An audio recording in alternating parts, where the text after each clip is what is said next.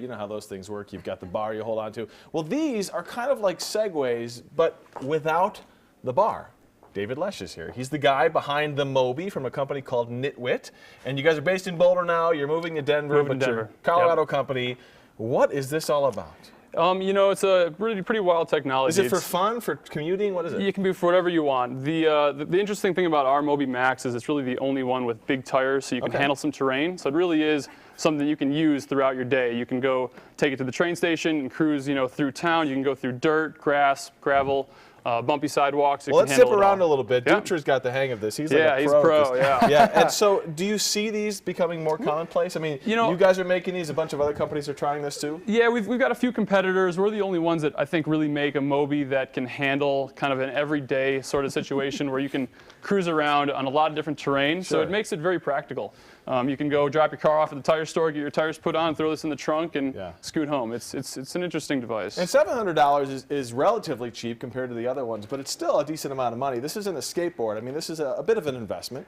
Yeah, I mean, it's a complicated piece of technology, and I think at $699, it's a pretty good deal. It's less than an iPhone, and people can use it to get around. It's got a 10 to 12 mile range, so you really can go 10 miles. You could go to the store. One charge, go 12 miles on one charge. So.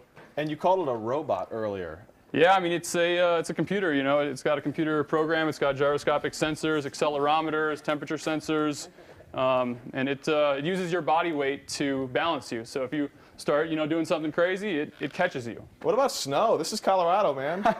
This actually does have a little bit of tread on it, and as long as it wasn't too deep, you can go through snow. Because you don't want it to get all wet, right? Yeah, you don't want to get it too wet. I actually kind of dunked it in the ocean a few weeks ago, and it was fine. It survived it, no problem. But I wouldn't go through any too deep puddles. And can we go uphill, downhill? 30 degrees up, 30 degrees down. When you go downhill, it has regenerative braking technology, so it's actually putting power back into the battery anytime you slow down. It's like an Indy car.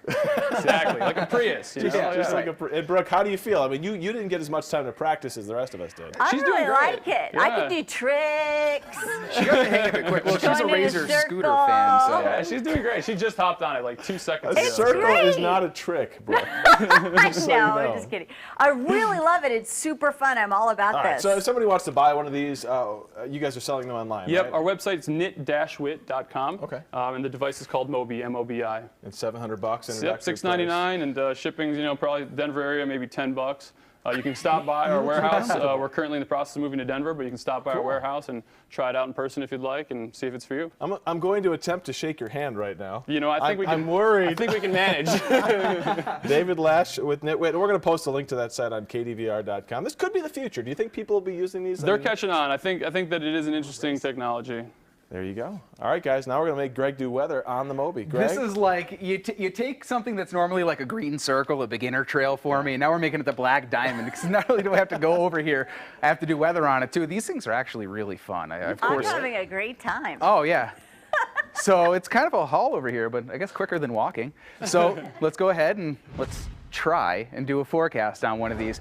I'm going to show you right now dry air that's moving towards us. And you may have noticed this all the way through the morning. Dry conditions have really taken over Colorado, except for, of course, the fog. Here's Horsetooth, but look at this. This is just over the last half hour. Thank you, Ken, helping to clear out the fog. Thank you, Kirk. This fog was about a mile's worth of visibility earlier. Now we're doing okay. You're starting to get the sun, as promised, out in Fort Collins. So here you go, about 10 or so miles worth of visibility. Greeley's still low, and so is Fort Morgan. But I think those are actually old observations, and we'll see that change within the next couple of hours. So by 5 p.m., we're at 87 degrees, daytime high temperature, just shy of where our normal is. And while we may get a couple of isolated storms, it is not going to look like it did yesterday. Now for the skillful part, I got to move to the other side of the graphic here as we take a look at temperatures over the next couple of days. Lower 90s for Thursday. This is as the really dry air starts to move, and you saw that map at the beginning showing all the kind of that sandy colored air. That dry air going to take over not only Thursday, but also Friday. High temperatures on Friday afternoon, getting to the lower, maybe even mid-90s when you start heading out towards the plains. Really looking like a good day out there. 80s, even in the mountains, so goodbye any snow that may be left on the top of 14ers. Then we got a chance of showers on Saturday, another chance of showers on Sunday as well as we cool down a little bit with afternoon cloud cover. And by Monday and Tuesday, it's kind of July as normal, guys. We're back to those typical July afternoon showers. Now, you just be patient. I was stuck in reverse there for a moment.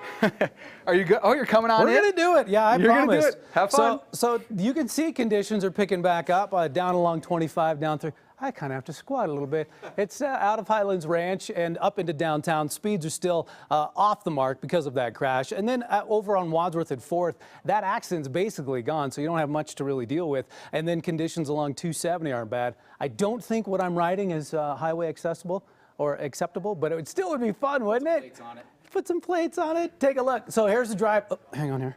Here's the drive along 470 out of Highlands Ranch. Conditions here continue to improve from Santa Fe into the Tech Center. 11 minutes, guys. With that, we end with the famous spin. And a 5. And a high five. Boom. The spin is the best part. I'm a Spin. little dizzy. How you doing, buddy? That's a little close. We are. That was almost a YouTube moment. This is weather and traffic from the future. That's You right. two suits. Watching out for your morning money.